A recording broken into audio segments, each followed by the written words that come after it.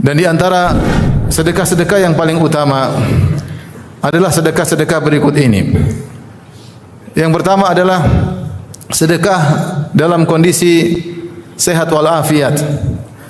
Ada seorang datang kepada Nabi sallallahu alaihi wasallam, kemudian dia bertanya, "Ya Rasulullah, ayu sadaqati afdal?"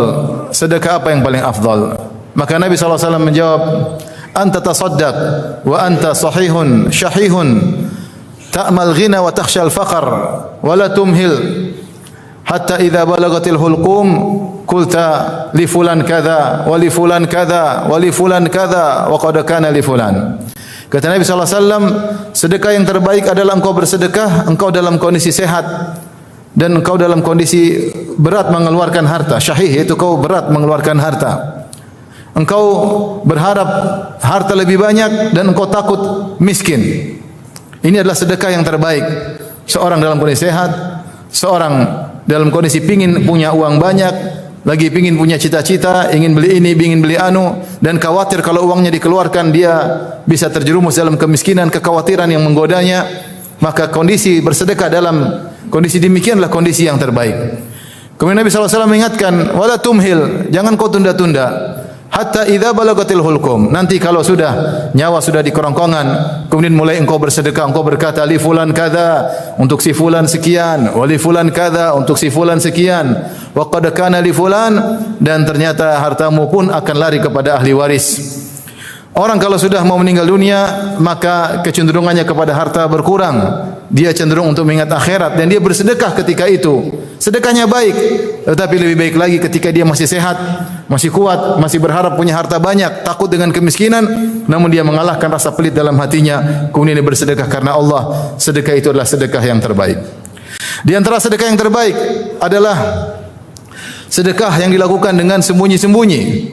Kata Nabi SAW, sadaqatus sir tudfi'u ghadabar Rabb. Sungguhnya sedekah yang dikeluarkan secara sembunyi-sembunyi meredakan kemurkaan Allah Subhanahu wa taala.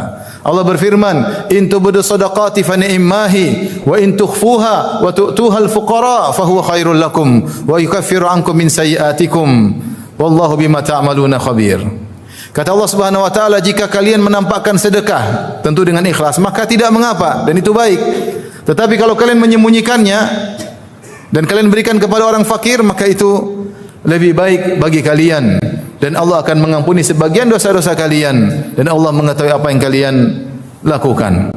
Karena sedekah yang dilakukan secara diam-diam menjadikan orang yang bersedekah lebih ikhlas, lebih jauh daripada riya, dan juga lebih menjaga hati orang yang disedekahi, lebih menjaga hati orang yang disedekahi. Oleh karenanya sedekah yang dilakukan secara diam-diam lebih afdal daripada sedekah yang dilakukan secara terang-terangan. Di antara sedekah yang terbaik adalah bersedekah kepada kerabat. Kata Nabi SAW, "Inna sadaqata ala miskin sadaqah. Inna sadaqata ala miskin sadaqah. Wa ala dhi rahim sadaqatun wasilah." Sungguhnya sedekah kepada orang miskin adalah sedekah saja. Tetapi sedekah kepada rahim, kepada kerabat adalah sedekah dan menyambung silaturahmi. Oleh karenanya ketika para sahabat bertanya tentang apa yang harus disedekahkan, kata Allah Subhanahu wa taala, "Wa yas'alunaka madza yunfiqun." Mereka bertanya kepada engkau wahai Muhammad tentang apa yang disedekahkan. Maka jawabannya, "Qul ma anfaqtum min khairin falil walidaini wal aqrabin." Maka Allah tidak menjawab apa yang disedekahkan, tapi kepada siapa disedekahkan sedekah tersebut. Kata Allah, "Qul ma anfaqtum min khairin." Katakanlah wahai Muhammad, sedekah apapun yang kalian sedekahkan, kebaikan apapun, falil walidaini wal aqrabin, maka berikanlah kepada kedua orang tua dan berikanlah kepada karib kerabat. Kemudian Allah Subhanahu wa taala berfirman dalam Al-Qur'an, "Yatiman dza maqrabah."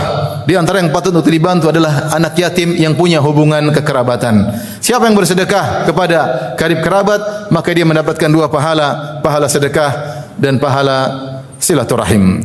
Di antara sedekah yang terbaik adalah seorang mensedekahkan harta yang dia cintai. Kata Allah Subhanahu wa taala, "Lan tanalul birra hatta tunfiqu mimma tuhibbun. Wa ma tunfiqu min syai'in fa innallaha bihi alim."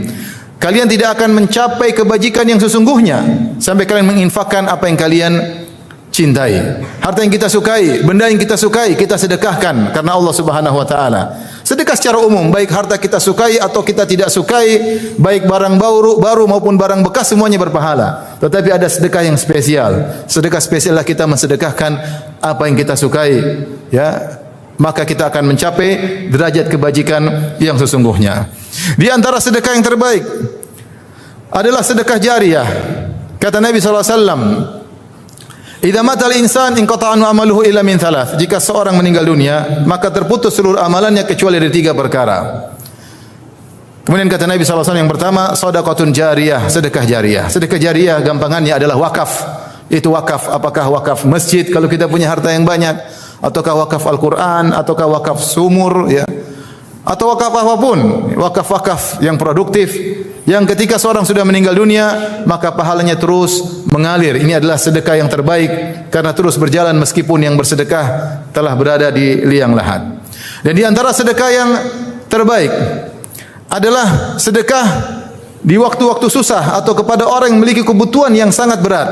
Allah Subhanahu wa taala berfirman, "Falaqatahamal aqabah." Wa ma adraka mal aqabah fakku raqabah aw it'amun fi yaumin dhi masghabah yatiman dha maqrabah aw miskinan dha matrabah. Allah menyebutkan di antara amal saleh adalah it'amun fi yaumin dhi masghabah, memberi makan di saat hari-hari kelaparan. Kita memberi makan secara umum kapan saja itu adalah pahalanya besar. Terlebih lagi ketika hari kelaparan. Ada orang terkena bencana, kemudian kita beri makan kepada mereka, maka ini mereka dalam kondisi yang mendesak.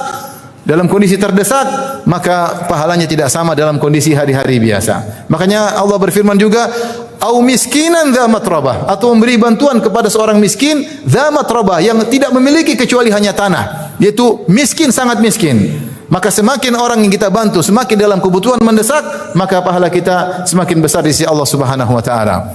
Dan yang terakhir pada kesempatan kali ini saya sampaikan, sedekah yang terbaik adalah sedekah yang kita keluarkan setelah kebutuhan keluarga kita tercukupkan. Kata Nabi sallallahu alaihi wasallam, "Khairus sadaqati ma kana an dhahri ginan." Sebaik-baik sedekah adalah sedekah yang dikeluarkan setelah kebutuhan primer anak istri kita terpenuhi, sehingga setelah bersedekah kita tidak minta-minta kepada orang lain. Agama Islam adalah agama yang realistis. Tidak juga menyuruh orang bersedekah kemudian dia sendiri kemudian terjatuh dalam kemiskinan. Tetapi yang lebih utama adalah kita bersedekah untuk diri kita, untuk keluarga kita. Kalau sudah terpenuhi kebutuhan primer kita, maka silakan kita bersedekah kepada yang lainnya, dan itulah sedekah yang terbaik, di mana seorang setelah bersedekah dia tidak membutuhkan kepada